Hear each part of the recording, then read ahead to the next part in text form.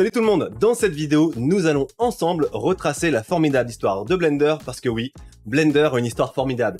Et je dis pas ça juste parce que je suis un fanboy, ok? Mais surtout, avant ça, pense à liker et à t'abonner si t'aimes ce genre de vidéo. Blender, aujourd'hui un incontournable de la création 3D, a eu des débuts bien plus humbles. Remontons dans le temps à une époque où les ordinateurs personnels étaient des trésors que seules les plus grandes entreprises pouvaient s'offrir.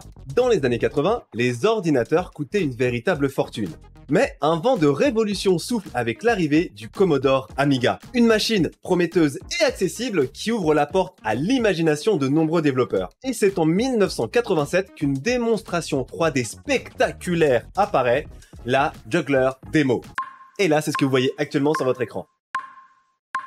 Il faut savoir que pour l'époque, c'était extraordinaire, d'accord? Cette démonstration présente une animation 3D qui a été réalisée à l'aide du ray tracing. C'est une technologie révolutionnaire pour l'époque. Mais surtout, pour la première fois, un rendu en ray tracing peut être utilisé sur une machine personnelle. On n'a pas besoin de débourser plusieurs dizaines de milliers de dollars pour l'effectuer, c'est vraiment révolutionnaire. Dites-vous bien que l'idée est tellement invraisemblable que beaucoup crient à l'imposture. Pourtant, la démonstration fait la une du Amiga World Magazine. C'est pas rien, c'est officiel, on entre dans l'ère de la 3D. Cette révolution inspire une vague de développeurs ambitieux, dont un certain Ton Roosendaal, un geek néerlandais qui en 1989 crée sa société Neo Geo. Alors, Neo Geo n'a strictement rien à voir avec la console du même nom.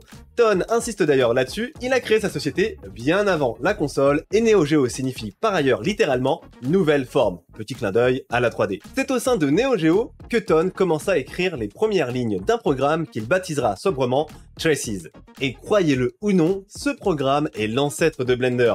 Mais le plus incroyable, c'est que Ton rendra ce code public permettant à certaines chaînes de proposer des tutos spécialisés avec ce logiciel d'un ancien temps. Je vous mettrai d'ailleurs tous les liens dans la description. Le 2 janvier 1994, Ton met pour la première fois en en-tête le nom Blender sur un des fichiers sources. Et c'est d'ailleurs cette date qui sera par la suite retenue comme la date officielle d'anniversaire de Blender. Et croyez-moi, à ce moment-là, Ton était loin de s'imaginer toute l'aventure qui l'attendait. Neo Geo devient l'une des meilleures entreprises des Pays-Bas, mais en 1998, Ton décide de vendre son entreprise. Il ressent que l'ère du jeu vidéo approche et que l'intérêt pour la simple visualisation 3D s'estompe. Il a quand même du flair. Il crée alors une nouvelle société, dédiée cette fois-ci au développement de Blender, qu'il nommera NAN. Donc NAN pour Not a Number, un clin d'œil geek que tous les développeurs comprendront. Et au début, Blender n'était pas entièrement gratuit. Ton adopte un modèle économique innovant pour l'époque. Blender est distribué gratuitement, mais certaines fonctionnalités seront payantes. Oui, vous l'avez bien compris, Ton a sans le savoir quasiment inventé le modèle freemium. Jusqu'alors, les logiciels payants proposaient au mieux une démo limitée dans le temps. Le succès de Blender attire des investisseurs. En très peu de temps, ils arrivent à lever 5,5 millions de dollars. Ils passent de 2 à 50 employés en l'espace de quelques mois. C'est vraiment une ascension fulgurante. Et quand on demande à Ton ce qu'il a fait de tout cet argent, il répond en riant « Burn it !» Okay, you watch the TV series Silicon Valley? Yes. That's my favorite. But it's actually true. It happens like that. On a tout cramé comme dans la série Silicon Valley. Oui, vous l'aurez compris, Ton est un peu spécial, c'est un passionné qui n'est pas du tout intéressé par l'argent et c'est d'ailleurs ça qui explique une grande partie du succès de Blender. Mais l'histoire de NAN est également liée à la fameuse bulle internet de 2002, où l'effondrement des sociétés tech met en péril un bon nombre d'entreprises, y compris celle de NAN. Et Ton, qui ne détient plus que 10% de sa propre société, se voit contraint par les investisseurs de mettre un terme à Blender. Mais c'était mal connaître Ton.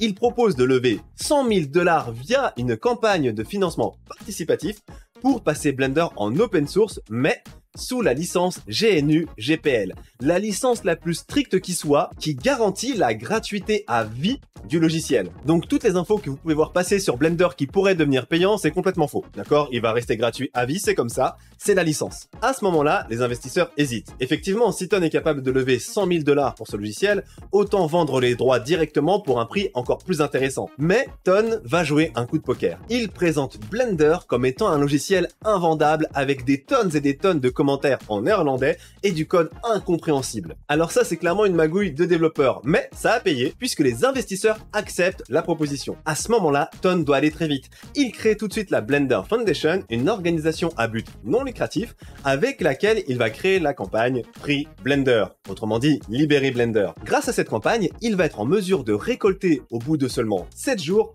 110 000 $. Il récolte cette somme auprès de sa communauté, forte d'environ 250 000 membres. Blender est maintenant open source. Alors je sais pas si vous réalisez, mais c'est pas juste un tour de force, c'est également l'une des premières grandes campagnes de financement participatif qui a vu le jour, bien avant Kickstarter et compagnie. Une autre preuve du flair incroyable de Ton. Blender continue alors de croître, soutenu par une communauté de passionnés. Cependant, Ton craint que l'aspect purement open source et technique attire les développeurs mais repousse les artistes. Il décide alors de lancer le premier open movie de l'histoire, Elephant Dream. Ce court-métrage, entièrement réalisé avec des logiciels open source, propulse Blender sous les projecteurs. Suite au succès de ce premier open movie, Ton décide de créer le Blender Institute, une entité dédiée à la promotion artistique de Blender. L'objectif est clair, pousser les limites de Blender grâce à ces open movies. Chaque projet améliore une fonctionnalité de Blender. Ça peut être le système de particules, l'animation ou même le compositor. Tout va vraiment y passer. Cependant, tous les projets ne sont pas forcément couronnés de succès. En 2007, Ton lance le projet Apricot, projet qui sera renommé Yo Frankie un peu plus tard. C'est un projet de développement de jeux vidéo directement dans Blender. Ton a décidé d'utiliser le framework Crystal Space pour le Game Engine. Malheureusement, le développement rencontre pas mal de difficultés et Ton se rend compte que la communauté derrière Crystal Space n'a pas autant d'expérience dans le développement open source que Blender. À ce moment-là, Ton pensait réellement que le projet était mort et qu'il allait falloir l'abandonner. Mais ça, c'était sans compter l'arrivée impromptue de Benoît. Benoît est un ingénieur belge talentueux qui aimerait juste que son fils puisse créer un jeu sur Blender. Rien que ça. Il décide alors de corriger méticuleusement tous les bugs qu'il va rencontrer. Benoît se lance alors en croisade pour résoudre tous les bugs et améliorer le Blender Game Engine. À tel point qu'ils ont même fini par complètement laisser tomber le Crystal Space et se concentrer uniquement sur leurs propres briques. Alors un grand merci à toi Benoît, t'as géré. C'est d'ailleurs grâce à lui que le projet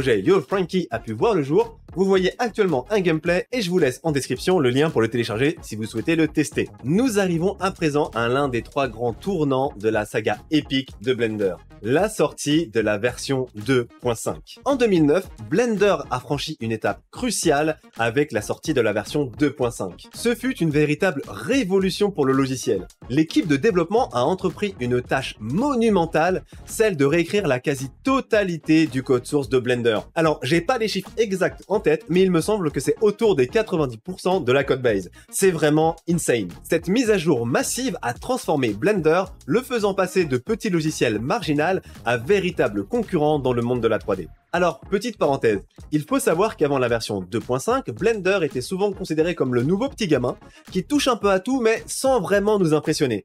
Avec la 2.5, c'est complètement différent, Blender entre dans la cour des grands.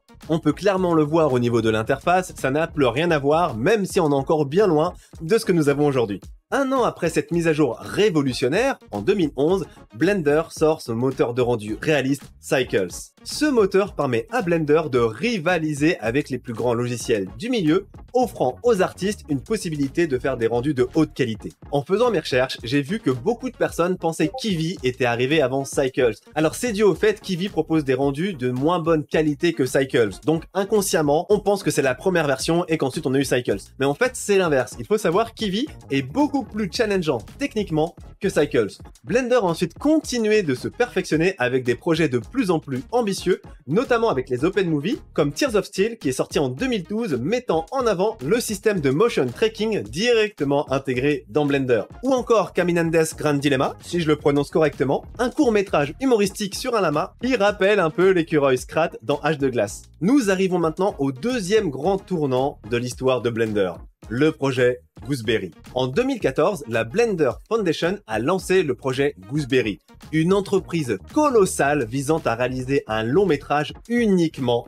avec Blender. Ce projet, rebaptisé plus tard Cosmos Randomat, a rassemblé une vingtaine de studios à travers le monde pour créer une histoire touchante et complexe, celle de Frank, un mouton qui va vivre plusieurs vies à travers des univers différents.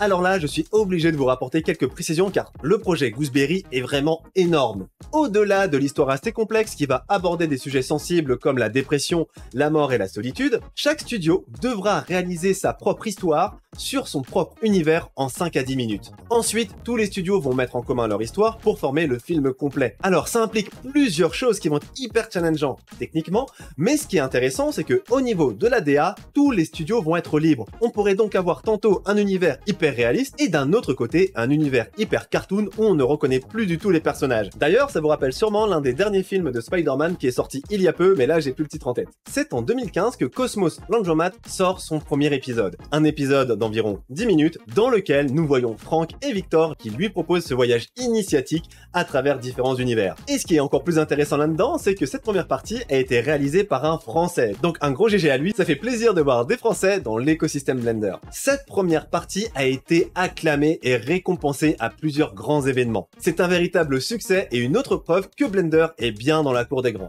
Malheureusement, malgré son succès critique, le projet Gooseberry n'a jamais pu être achevé. Les défis techniques et financiers se sont révélés être trop complexes pour être poursuivis. Et c'est d'ailleurs en 2020 qu'une dernière note à ce sujet a été publiée, expliquant que le deuxième épisode ne verra malheureusement jamais le jour. Alors même s'il peut être assez décevant de voir que le projet Gooseberry n'a pas pu être mené à terme, il faut quand même garder en tête que ce projet a eu un impact énorme sur Blender. C'est notamment grâce à lui que de grosses innovations ont eu lieu, comme par exemple l'Asset Browser, l'amélioration du système de fourrure, le Blender Cloud, mais surtout, c'est également ce projet qui a grandement participé au développement de Eevee. Et c'est super car ça me permet de faire une superbe transition vers le troisième moment clé de Blender, à savoir sa version 2.8 et Eevee. L'année 2019 a marqué un autre tournant majeur pour Blender avec la sortie de sa version 2.8. Une mise à jour importante qui a modernisé l'interface et l'a rendue accessible au plus grand nombre. Et à mon avis, la plupart de ceux qui me regardent actuellement ont connu Blender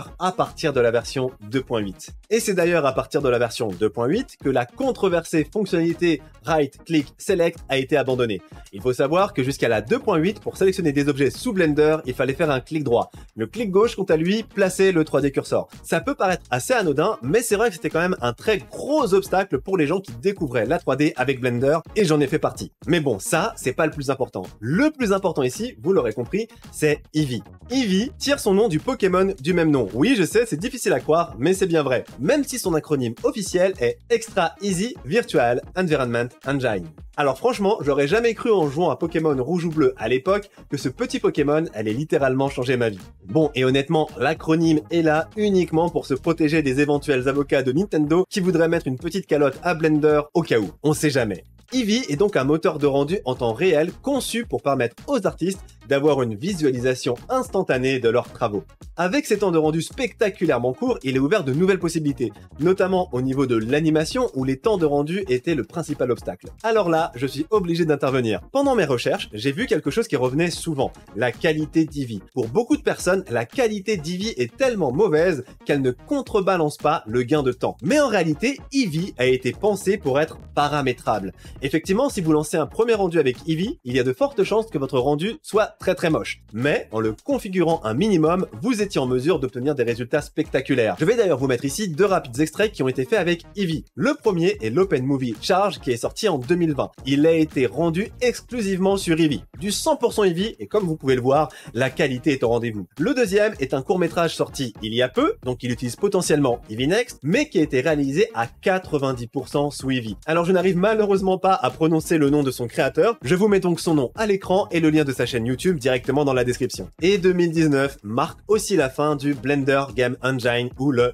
BGE. Effectivement, Ton réalise que ce projet est beaucoup trop compliqué à maintenir. Il faut savoir que les bribes du BGE remontent à l'époque de Nan, donc de Not a Number. Ça remonte à très loin. Et Ton reconnaît que les bases du Game Engine n'ont pas été suffisamment bien pensées et il devient très compliqué à maintenir. La décision est donc prise, c'est fini pour BGE. C'est fini? Ah, pas totalement. Un petit groupe d'irréductibles développeurs décide de reprendre le projet et de le maintenir de leur côté.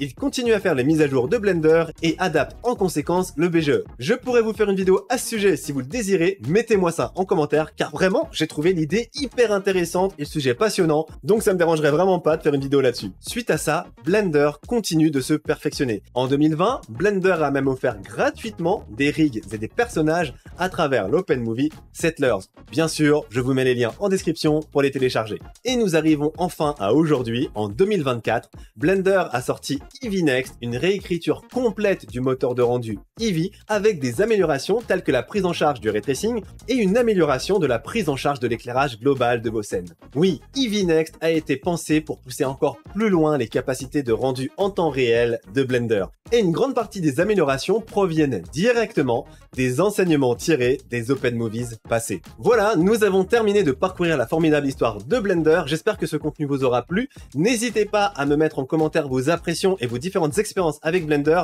Il faut savoir que ce logiciel a complètement changé ma vie et je sais qu'il va encore en changer d'autres. Encore une fois, merci d'être resté jusqu'au bout et je vous dis à bientôt dans la prochaine vidéo. Ciao! Hein? Ah, t'es encore là? Bah dis donc.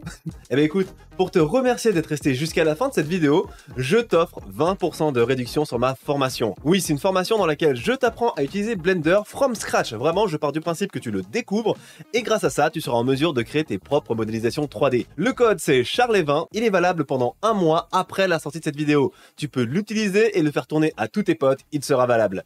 Alors écoute, encore merci et je te dis à la prochaine. Ciao! Encore, du coup, parce que oui, je l'avais déjà dit tout à l'heure, enfin bref, on s'est compris.